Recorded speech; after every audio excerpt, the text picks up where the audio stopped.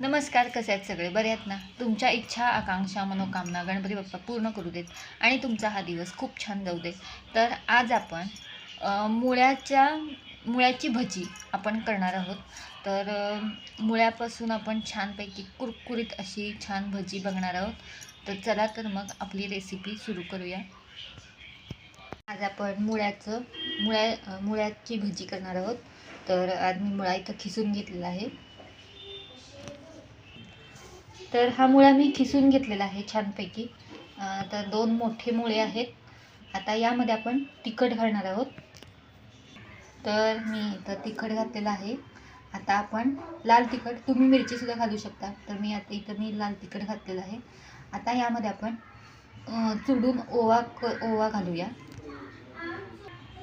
तर मी इथं ओवा चुरडून घातलेला आहे. आता यामध्ये आपण मीठ घालूया. मीठ घातल्यामुळं ह्याला पाणी सुटतं.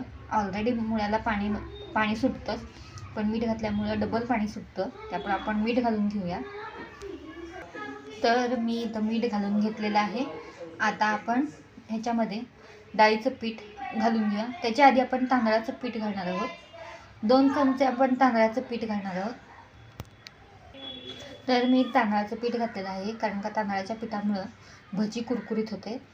तर आता यामध्ये आपण डाळीचं पीठ घालूया. तर मी डाळीचं पीठ घातलेलं आहे. यामध्ये आपण आता पाणी घालणार नाही आहोत. तर कारण का ऑलरेडी मुळ्याला पाणी सुटतं, त्यामुळे त्यातच आपण हे कालवून घेणार आहोत, मळून घेणार आहोत भजीचं पीठ. आणि आता यामध्ये आपण वरून कोथिंबीर घालून घेऊया.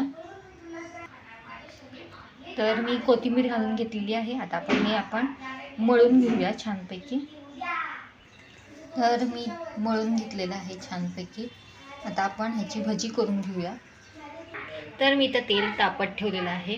आता आपण हे तेल तापल्यावरती भजी घालून घेऊया. आपण भजी तेलामध्ये सोडलेली आहे, तुम्ही बघू शकताय.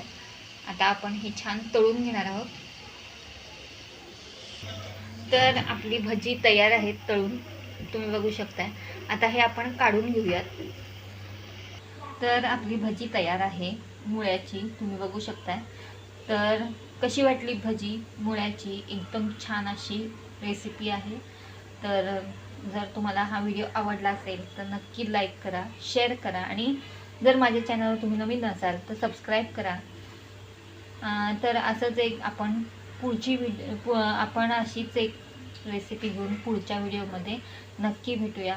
तोपर्यंत तुम्ही स्वस्थ राहा आणि मस्त खा.